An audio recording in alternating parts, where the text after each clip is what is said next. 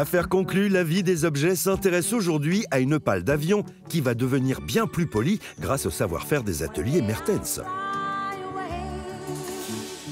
Revenons sur l'expertise de cet objet apporté par Mathieu, 28 ans, venu de Luisan. Ah, pardon, je partais avec votre pale, Mathieu. Bonjour.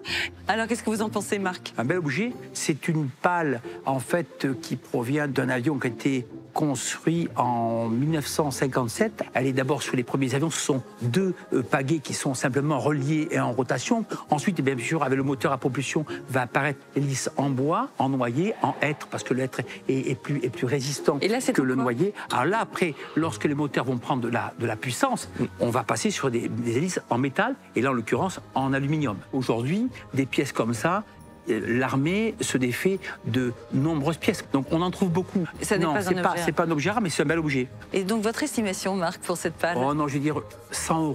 Bah, merci. Je souhaite de faire une très jolie vente. Merci à vous. Cette pale d'avion a toutes les chances de ne pas faire pâle figure en salle des ventes. Bonjour, Bonjour, monsieur. Bienvenue, cher monsieur. Bonjour. Vous êtes passionné d'aviation? Pas du tout. J'ai réussi à avoir cet objet un peu insolite en chinant le week-end. Je sais que c'est un avion militaire qui servait aux entraînements. Ok.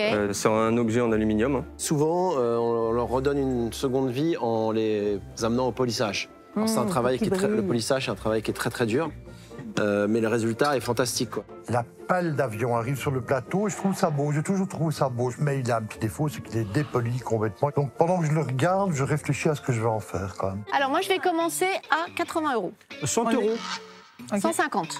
Ah, carrément. Ok. Oui. 160. 180. 200. 220. 250. Je pensais sortir ça à 200 €, 250 €. Mais il n'en est rien parce qu'en fait tout le monde est intéressé, ça monte, ça monte. Je vois que ça va continuer, donc je vais en retrait, j'attends. 300. 320. 330. 350 avec moi. 350 € chez Marie, bah, c'est pas mal. C'est pas mal, oui. Oui. Eh bien, envolez-vous. Allez-y, envolez-vous. 360, c'est mieux. C'est mieux, ouais. 370. 380. Ah, 380 là-bas. Bah, je vous offrir 400 €. 430. Vous avez du succès, hein. C'est une Avec belle Stéphane, offre. du coup. Bravo. Une très jolie offre, oui. Merci à vous. À faire. Bravo. Bravo. Avec plaisir. 430 €, je suis un peu surpris moi-même parce que je dépasse quand même un peu fort mon budget.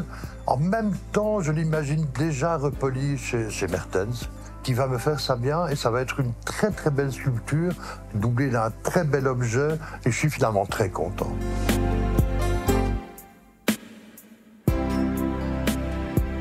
C'est à Bruxelles, dans les ateliers de la famille Mertens, que ce petit bout d'avion va se transformer en objet de satisfaction. Voilà, j'ai récupéré l'hélice de Stéphane. On va en faire un vrai objet de décoration, donc pour cela, on va devoir quand même le polir. L'idée, c'est d'arriver presque à un effet brillant, miroir. Ça ne sera pas facile parce que l'aluminium se polit pas facilement. Et pour cela, je fais appel à mon polisseur Jacek. Voilà, Jacek. Je t'apporte l'hélice de Stéphane. Donc d'abord, on va enlever cette croûte d'oxydation avec le flop. Le flop, c'est un disque plissé de papier vert qui va donc gratter, poncer cette oxydation en bas.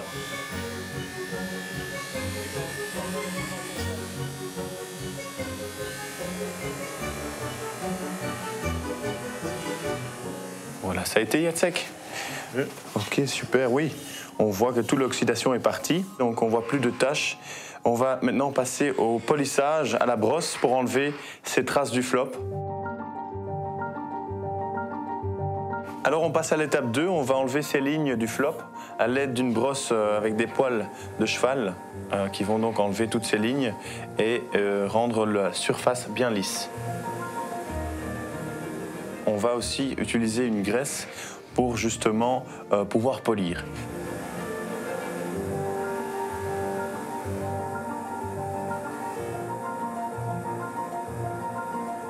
Voilà, donc on a une surface bien lisse sur laquelle on va pouvoir brillanter. Donc on passe à la troisième étape qui est donc l'avivage et arriver presque à un effet miroir.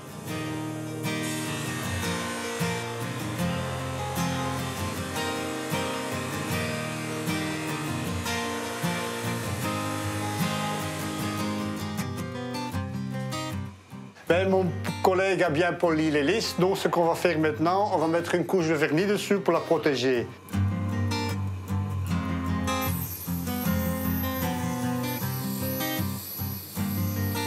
Et après, quand il sera sec, on mettra dans le four pour une petite cuisson d'environ une petite heure. Comme ça, il sera bien durci pour que ça soit bien résistante aux griffes.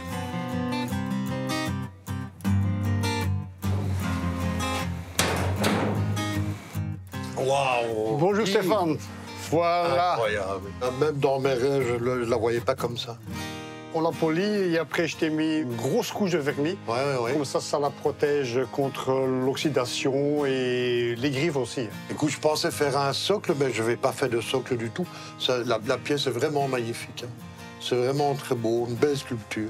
T'as vu qu'on peut même se voir dedans, hein? Regarde ça. Ouais. C'est qui ces deux beaux maintenant? Waouh! Merci. Au revoir. started